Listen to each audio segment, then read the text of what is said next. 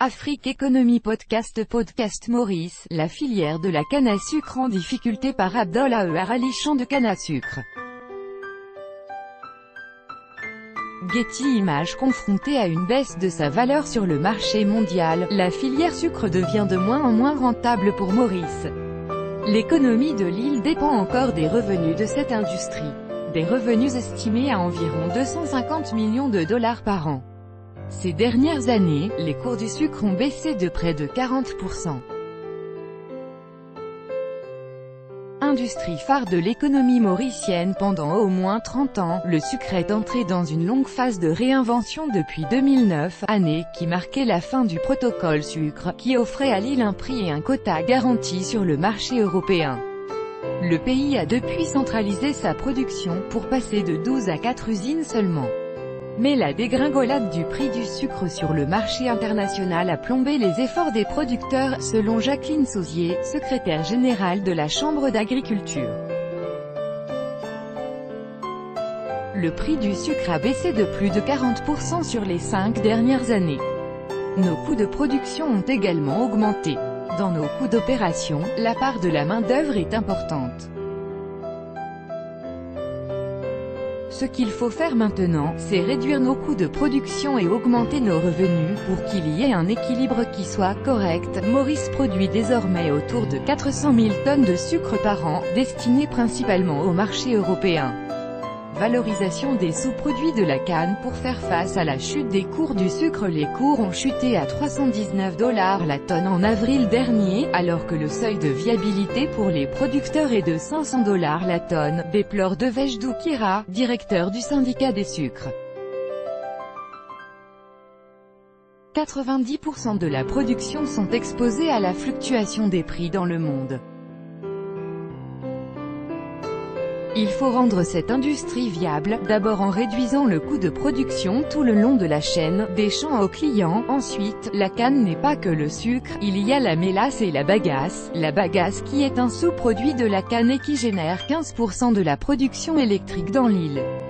Maurice cherche à augmenter et à rationaliser cet apport.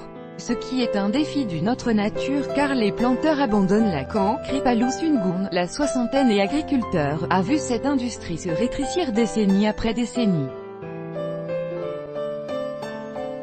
Il y a 50 ans de cela, Maurice avait 38 000 planteurs qui occupaient environ 30% de la terre arable. Il possédait environ 28 000 hectares de terrain, mais après 50 ans, le nombre d'agriculteurs est tombé à 14 800. En même temps, la superficie sous culture de la canne est tombée à 16 000 hectares. Face à cette situation et pour appuyer le repositionnement de cette industrie dans les filières à haute valeur ajoutée, comme les sucres spéciaux, un regain d'intérêt pour l'industrie de la canne est souhaité de toutes parts. Le gouvernement a confié à un comité ministériel la tâche de proposer un nouveau plan d'action, pour valoriser le sucre et tous les sous-produits possibles de la canne. Archive 1, 2, 3. Suivant, dernier, Mali, vers la construction d'un centre logistique d'import-export près de Bamako. La signature lundi dernier d'un accord entre le Mali et l'opérateur portuaire émirati DP World pour la construction d'une plateforme logistique. Le rôle accru des cabinets de conseil en investissement en Afrique. La Banque africaine de développement tiendra du 7 au 9 novembre prochain à Johannesburg la toute première édition de l'Africa Investment. La difficile relance de la culture du café en rez-de-chaussée en République démocratique du Congo. Les autorités parlent de relance de la filière café depuis au moins 3 ans. Mais les progrès, Niger, l'UE veut créer un tissu économique pour dissuader les candidats au départ. Le Niger est un pays stratégique pour les Européens.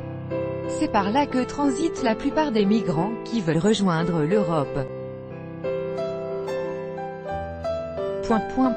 Gabon, recul des investissements français dans le secteur du bois. Le Gabon a organisé du 20 au 22 juin dernier la première édition du Salon international du bois. Le Gabon Wood Show a regroupé 75 exposants. Guinée, la crise du carburant paralyse le pays. En Guinée, 3e semaine de mobilisation contre la hausse du prix du carburant à la pompe, passé de 8 000 francs guinéens, 1, 2, 3. Suivant, dernier plus grand que